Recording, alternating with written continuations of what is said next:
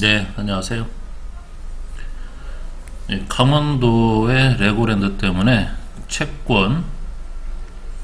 채권을 이제 못 갚겠다. 이런 사태가 빚어졌는데, 이게 뭐 강원도의 문제가 아니라 지금 인천, 그 다음에 서울도 마찬가지고, 그 다음에 이제 대구, 부산, 뭐 여러 지자체들이 지금 과도한 빚을 짊어지고 있습니다.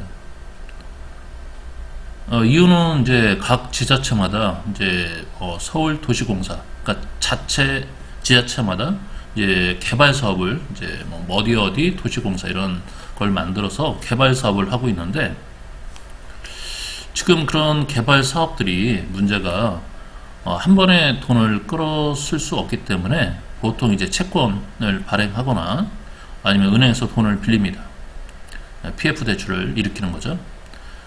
그리고 서서히 이제 갚는 건데, 문제는 이제 좋을 때는 갚을 수가 있는데 경기가 나빠지거나 아니면 이제 재정 수입이 줄어드는 경우가 있죠. 이런 경우는 이제 빚을 갚지를 못합니다. 지금 특히나 제조업의 경쟁력이 떨어지고 있기 때문에 빚은 계속 갚기가 어렵습니다.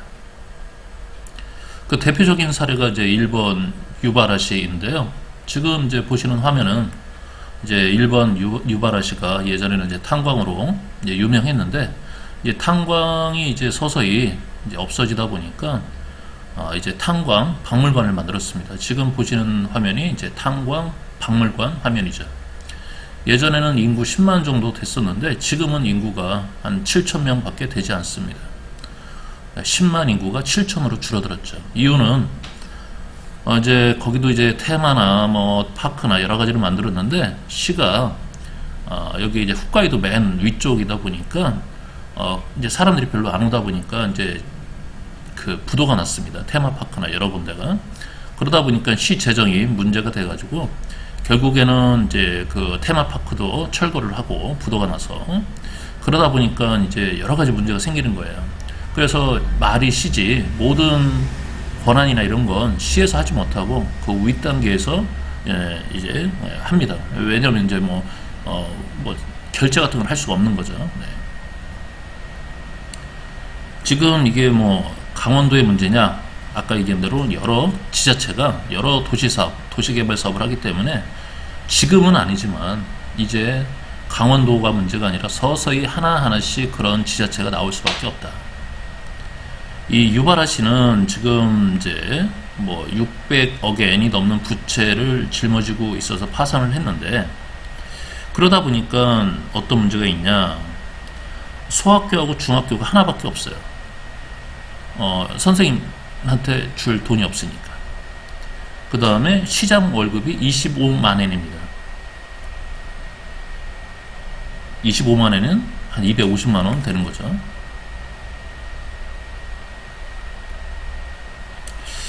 네, 또 저기 뭐야, 도서관도 폐지하고, 네, 수영센터도 철거하고, 이런 일이 있다 보니까 주민들이 계속 떠나는 거예요. 이 유바라시의 대표적인 게 이제 멜론이 이제 유명한데, 이 멜론이나 뭐 이런 거 빼고는 수입이 없습니다. 그런데 혜택도 전혀 없고, 그러니까 이제 주민들이 옆 동네로 이제 다 이사를 가는 거죠. 그러다 보니까 인구가 뭐 7천 명도 안 되는 수준입니다.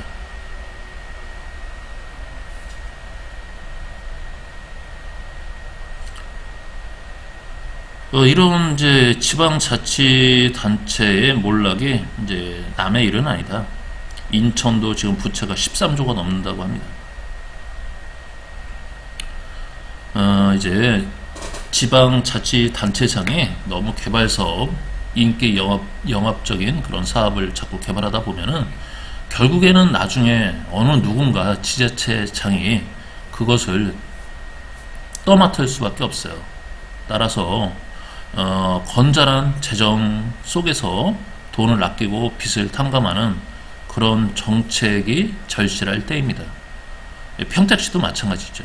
개발 사업 엄청나게 합니다. 수십 군데죠. 뭐 20개인가 30개 개발 사업을 하는데 지금이야 경기가 좋은데 나중에 나중에 뭐 여기 있는 기업들이 서서히 이제 없어지고 재정 수입이 이제 감소하다 보면은 이제 문제가 생길 수 있습니다.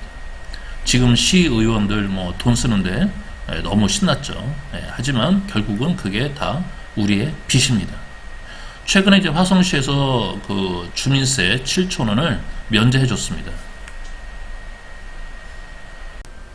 근데 평택시는 7천 원 뭐 이번 올해 다 걷었죠. 네. 그러니까 지금 보시는 화면처럼 그 유발하시는 건물이나 도서관이나 미술관이나 모든 게 폐허가 돼가지고 사람들이 살지 않는, 예전에는 10만 명이 넘는 도시였는데 지금은 겨우 7천 명으로 줄어든 도시가 되어버린 것입니다. 시의원들, 도지사, 시장 정신 바짝 차려야 되고 돈을 물 쓰듯 쓰는 시장, 시의원들은 우리가 뽑지 말아야 될 것입니다.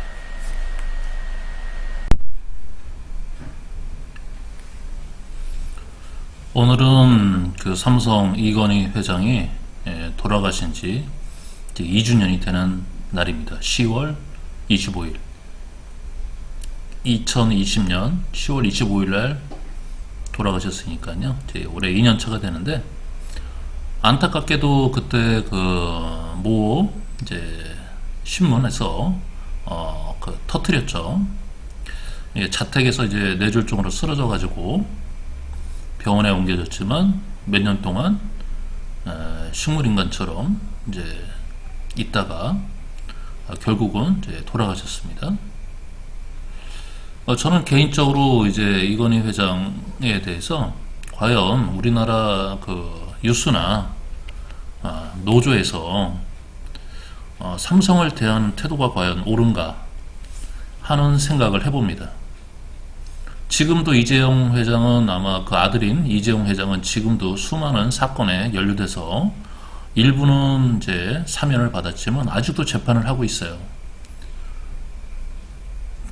노조는 일을 잘하죠. 네. 일을 잘하는 게 노조입니다. 경영은 경영자가 잘하죠. 근데 이제 노조가, 이제 노동자가 경영까지 하려고 하니까 이제 문제가 되는 거예요.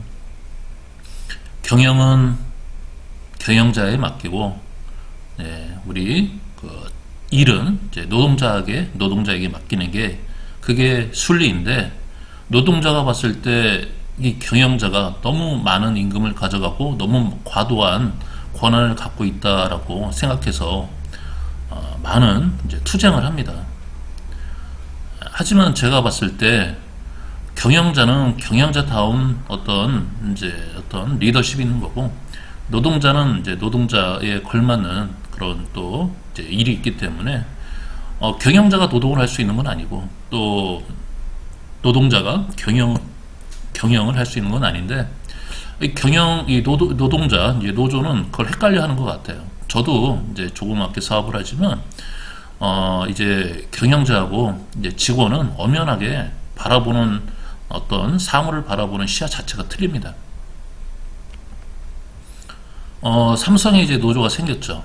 네, 무노조를 하다가 이제 노조가 생겼습니다. 자, 이제 막 시작해서 생겼는데, 그러면 이제 나중에 무슨 일이 생기냐? 이제 툭 하면 라인을 세울 겁니다. 라인을 다시 돌리는데 엄청난 돈이 듭니다. 그렇기 때문에 그것을 무기로 라인을 세울 수도 있기 때문에 삼성의 어떤 이제 무노조 원칙은 그렇게 나쁜 게 아닙니다, 사실은. 네. 결론적으로 과연 삼성 이건희 회장을 누가 죽였냐? 대한항공 회장도 누가 죽였냐? 결국은 권력자, 그 권력에 빌붙어 있는 사람들이 우리나라 최고의 경영자를 죽인 거죠. 대한항공 사장도 마찬가지, 회장도 마찬가지고, 여기 삼성 회장도 마찬가지고, 지난 정권에서 우리나라의 아주 대표적인 회장 두 분이 그냥 쓰러지셔가지고 두 분 다 돌아가셨습니다. 참 안타까운 일입니다. 지금도 삼성전자 앞에서는 매일처럼 그 데모를 하고 있죠. 네. 과연 이런 일들, 과연 경영자 족벌, 재벌 이런 것을 타도하는 게 과연 옳은 것이냐? 그런 사람은 그냥 저는 그래요. 그런 사람은 그런 대로 그냥 놔두는 거예요. 외국을 가보세요. 족벌, 재벌 엄청나게 많습니다. 유럽에 가보십시오. 귀족도 있어요. 귀족이 한두 명이 아니라 엄청나게 많습니다. 귀족은 이름도 틀려요. 그들만이 다니는 학교도 틀리고. 하지만 유럽이나 미국이나 이런 나라들에서 귀족을 이제 뭐랄까요? 이제 타도의 대상이라고 보지는 않습니다. 그들 때문에 수만 명의, 수십만 명의, 수백만 명의 노동자들이 그들 덕에 일을 하고 또 이제 급여를 받고 생활을 할 수 있는 거죠.